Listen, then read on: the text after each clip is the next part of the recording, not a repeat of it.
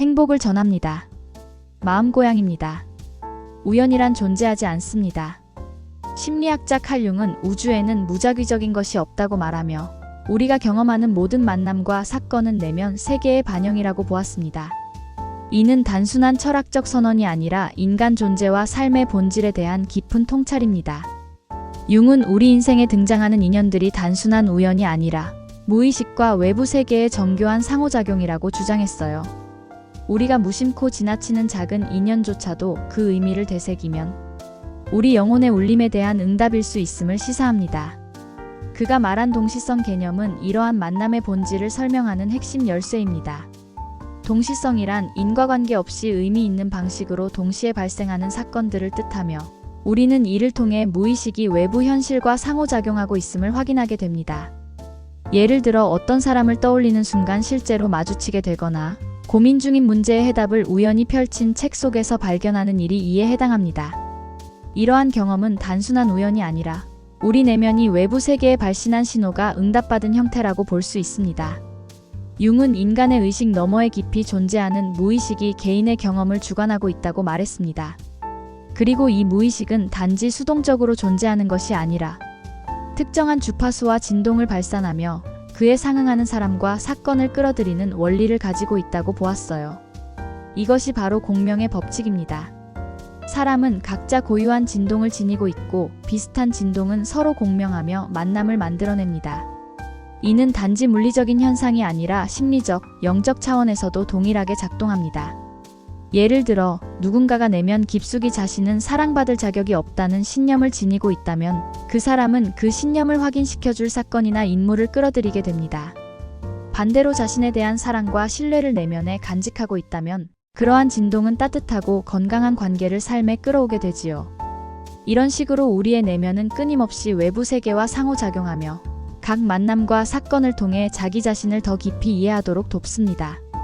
그러므로 우리는 누군가를 만났을 때 그 사람이 내게 어떤 감정을 불러일으키는지를 주의 깊게 살펴볼 필요가 있습니다. 그 감정은 단지 타인에 대한 반응이 아니라 나 자신의 무의식이 나에게 보내는 신호일 수 있기 때문입니다. 우리가 누군가에게 이유 없이 끌리거나 불편함을 느낄 때 그 감정은 대부분 우리가 무의식적으로 억압해온 감정이나 그림자와 관련이 있습니다. 타인은 단순한 존재가 아니라 내면을 비추는 거울입니다.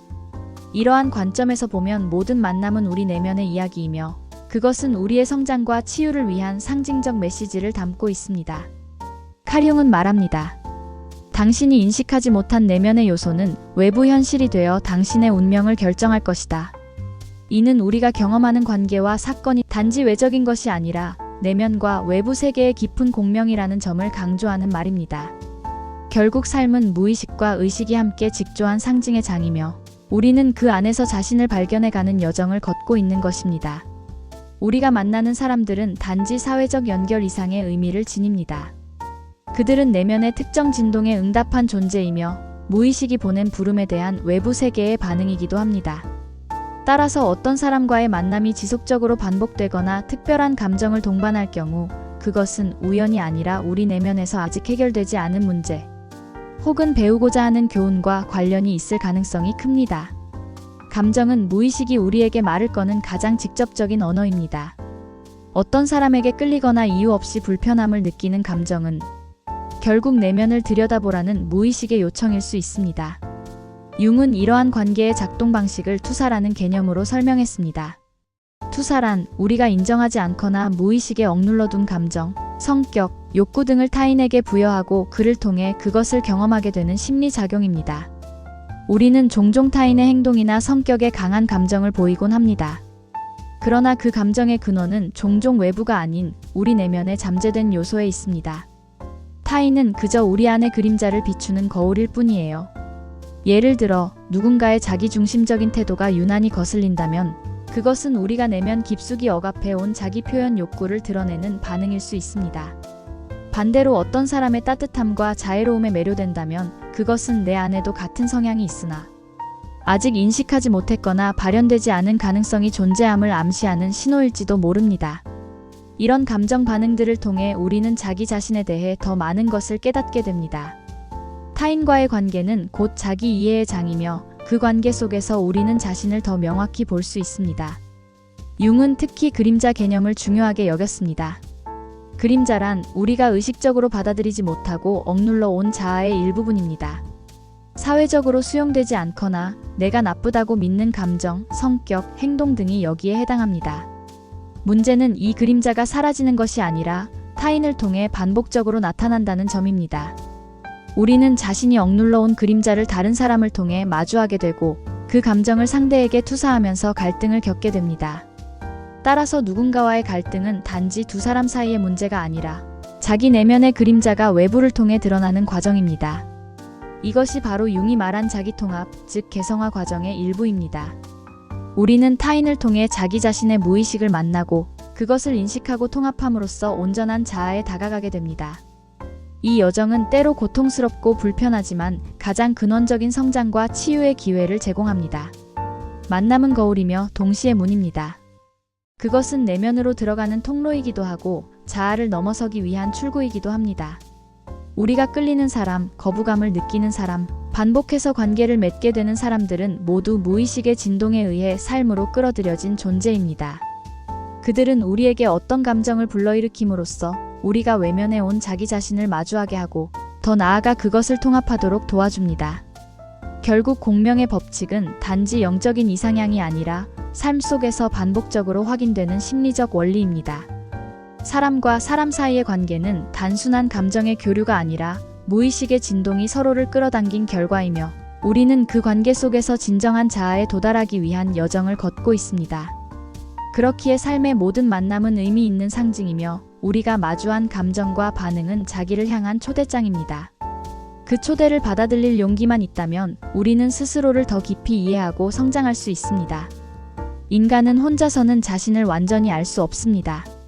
자기 인식은 항상 타인과의 관계를 통해 확장되고 심화되며 우리는 타인을 통해서만 진정한 자아의 모습을 비추어 볼 수 있게 됩니다.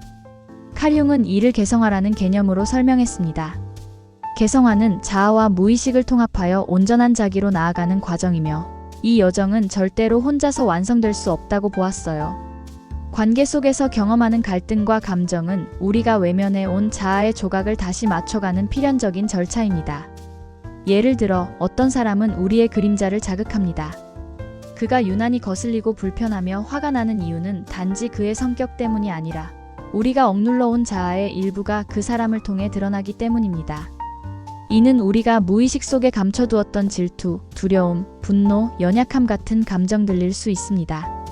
반대로 어떤 사람은 우리 안의 가능성을 일깨웁니다. 그들이 가진 창의성, 자애, 강인함, 용기 등이 우리에게 감동을 줄 때 그것은 우리 안에도 같은 특성이 존재하지만 아직 충분히 발현되지 않았다는 신호일 수 있습니다. 이처럼 우리는 사람들과의 관계를 통해 자신을 다시 배우게 됩니다. 그리고 이 배움은 단지 감정적인 반응에 그치지 않습니다. 그것은 자기 내면의 구조와 상처, 억압, 갈망을 하나씩 들여다보는 계기가 됩니다. 그러므로 우리는 누군가와의 관계가 특별히 불편하거나 강한 감정을 동반할 때 그 사람을 통해 내 안에 무엇이 반응하고 있는지를 질문해 보아야 합니다. 그 질문이야말로 자기 통찰의 시작이며 진정한 변화로 향하는 열쇠가 됩니다. 융은 관계를 영적 여정의 안내자로 보았습니다. 우리가 삶에서 만나는 사람들은 단지 스쳐 지나가는 존재가 아니라 우리 무의식이 호출한 교사이자 동반자입니다. 이들은 각기 다른 방식으로 우리에게 메시지를 전합니다. 어떤 이는 우리의 상처를 자극함으로써 성장을 촉진시키고 또 다른 이는 무조건적인 사랑과 지지를 통해 우리를 감싸주며 회복의 기회를 제공합니다. 어떤 이는 우리를 도전하게 만들어 무의식과 직면하도록 유도합니다. 이러한 만남의 유형은 세 가지로 구분해 볼 수 있습니다. 첫째, 스승은 우리가 삶의 방향을 정하고 자각을 확장할 수 있도록 돕는 존재입니다. 그들의 말과 행동, 존재 자체가 우리를 깨우는 역할을 합니다. 둘째, 거울은 우리가 인식하지 못한 내면의 감정과 상처를 비추는 역할을 합니다. 셋째, 도전은 갈등과 고통을 통해 우리의 그림자와 직면하도록 도와주는 존재로 이들은 자기 인식을 위한 자극을 제공합니다. 이러한 관계들을 통해 우리는 점점 더 자신에게로 돌아오는 여정을 걷습니다. 타인을 통해 상처를 마주하고 억눌린 감정을 복원하며 무의식 속 깊이 잠재된 욕망과 가능성을 발견하게 됩니다. 이 과정은 때로 고통스럽고 불편하지만 바로 그 불편함이 성장의 기회를 만들어줍니다. 우리가 진정으로 변화하는 순간은 항상 익숙함을 벗어나 불편함과 직면했을 때 찾아오니까요.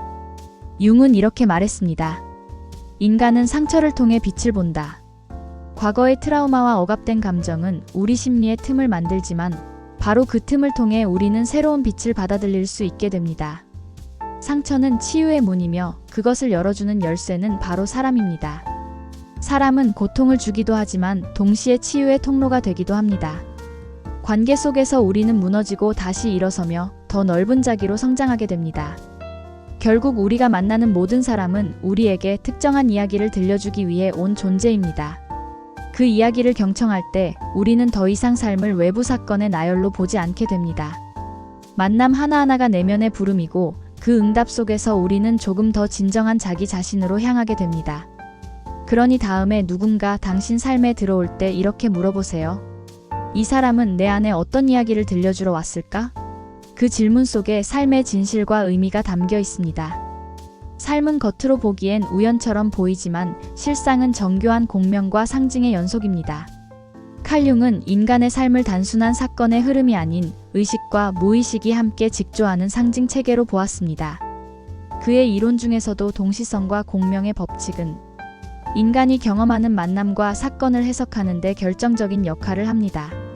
우리는 매 순간 자신이 발산하는 심리적 진동과 공명하는 사건과 인물들을 끌어들이고 있으며 그것은 모두 우리 내면이 외부 세계와 맺는 깊은 관계의 결과입니다. 이때 중요한 점은 바로 자각입니다. 우리가 이 과정을 의식하지 못하면 그것은 단지 반복되는 운명처럼 느껴지게 되지만 그 의미를 인식하는 순간 모든 만남과 경험은 하나의 메시지로 다가옵니다. 융은 말합니다. 당신이 의식하지 못한 내면의 요소는 당신의 삶을 지배할 것이며 당신은 그것을 운명이라 부를 것이다. 이처럼 무의식은 끊임없이 외부 현실을 통해 자기 자신을 드러내며 우리는 그것을 해석하고 통합할 수 있을 때 비로소 진정한 자율성을 갖게 됩니다. 이러한 관점에서 본다면 우리가 살아가는 삶의 모든 순간은 공명의 결과입니다. 우리가 지금 어떤 상태에 있느냐, 어떤 감정과 신념을 품고 있느냐에 따라 우리의 외부 현실이 구성됩니다. 반복되는 인간관계의 패턴, 끊임없이 마주치는 비슷한 유형의 갈등, 특정한 사람에게 강하게 끌리는 현상은 모두 무의식이 우리에게 말을 걸고 있는 방식입니다. 그 말을 듣고 반응할 수 있다면 우리는 타인과의 만남을 통해 자기 자신을 더욱 깊이 이해하고 내면의 변화로 나아갈 수 있어요. 이 과정은 단지 개인적인 차원에 머물지 않습니다. 칼 융은 집단 무의식이라는 개념을 통해 개인이 단지 개인의 심리만으로 존재하는 것이 아니라 인류 전체의 원형적 에너지와 문화적 흐름 속에서 존재한다고 보았습니다. 우리가 속한 공동체, 사회, 국가, 심지어 인류 전체의 정서와 기억은 무의식적으로 우리에게 영향을 미치며 동시에 우리의 무의식도 집단 속으로 투영됩니다. 그래서 집단의 진동과 개인의 진동은 서로 영향을 주고받으며 사회적 관계 또한 공명의 원리에 따라 형성되고 유지되는 것입니다. 우리가 사는 이 시대의 감정, 갈등, 트라우마 또한 개별 인간의 무의식 속에 반영되어 나타납니다. 예를 들어 한 사회의 억압된 감정이나 두려움은 대중 속에 공유되고 그것은 개인의 무의식을 자극하여 특정한 반응을 일으키게 됩니다. 이처럼 집단 무의식과 공명의 법칙은 우리로 하여금 삶을 더 넓은 차원에서 바라보게 만들고 개인의 경험을 넘어선 보편적 인간의 경험으로 확장시킵니다. 결국 모든 만남은 내면과 외부 세계가 교차하는 지점에서 일어나는 상징적 사건입니다. 그것은 단지 사람과 사람의 만남이 아니라 자기 자신과의 만남이기도 합니다. 우리가 누구를 만나는가에 따라 우리는 어떤 상태에 있는지를 알 수 있고 그 만남을 통해 내면의 갈망과 상처를 인식하게 됩니다. 만남은 자기 탐색의 지도이며 동시에 자기 통합의 길입니다. 이 여정의 끝에는 통합이라는 목표가 있습니다.